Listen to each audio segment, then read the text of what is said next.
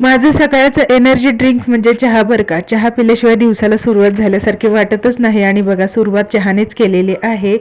तर चला आज एक महत्त्वाचं काम होतं, मोठं काम होतं, ते तुमच्यासोबत मी शेअर करत आहे.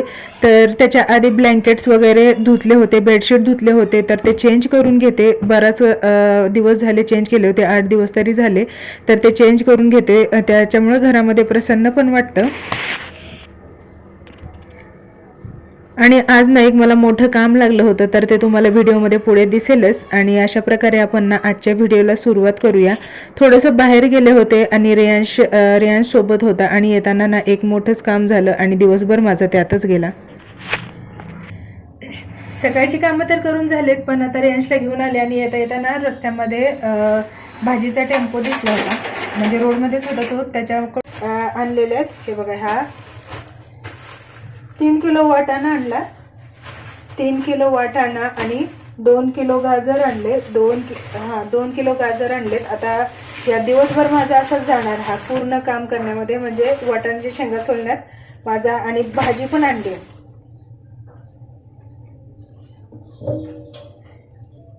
हा वाटाणा असा पण सोलायचाच आहे, त्याच्यामुळे मी याला वाटते, म्हणजे नंतरचं काम माझं सोपं होऊन जातं. तसं तर याच्यात बसतच नाही.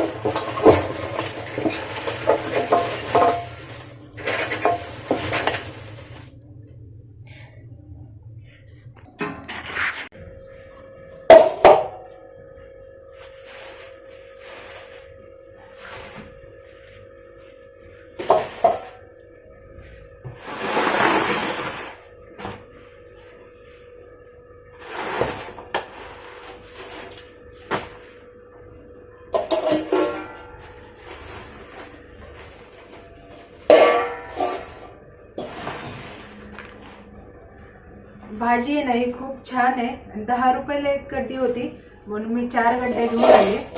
4 गड्डे आणि खूप मोठ्या मोठ्या आणि एकदम ताजी आहे. फक्त याचं चिकल काढलेलं नाही, नाहीतर भाजी एकदम मस्त आहे.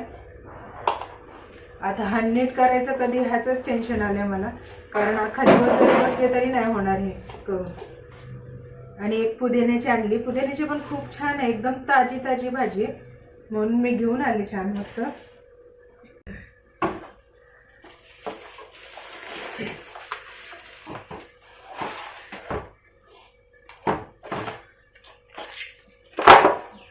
हा वाटाणा आणला. वाटाणा पण स्वस्तच मिळाला. 100ला 3 किलो वाटाणा भेटला, म्हणून वाटाणे घेऊन आले. सध्या सीझन आहे ना, त्याच्यामुळे भाज्या स्वस्त मिळतात. तर बघा आता हे एवढं मोठा टब भरलाय आणि ह्या एवढ्या भाज्या, आणि अजून मला भाज्या आणायच्या, आणि ते मी कशा नीट करणार आहे संध्याकाळपर्यंत मलाच नाही माहिती. आणि गाजर सुद्धा एकदम मस्त असे सगळेच ताजे ताजे भेटले आज. हे असे छान आहेत असे एकदम. 100ला 4 किलो होते, मी 50चे 2 किलो घेऊन आले. भाज्या स्वस्त भेटल्या याचा आनंद आहे, पण नीट कधी करणार हा विचार करून तर मला जास्तच टेन्शन यायला लागले. तर चला आता माझं गुरुवार आणि मला भूक लागली आहे, काहीतरी खाते. आणि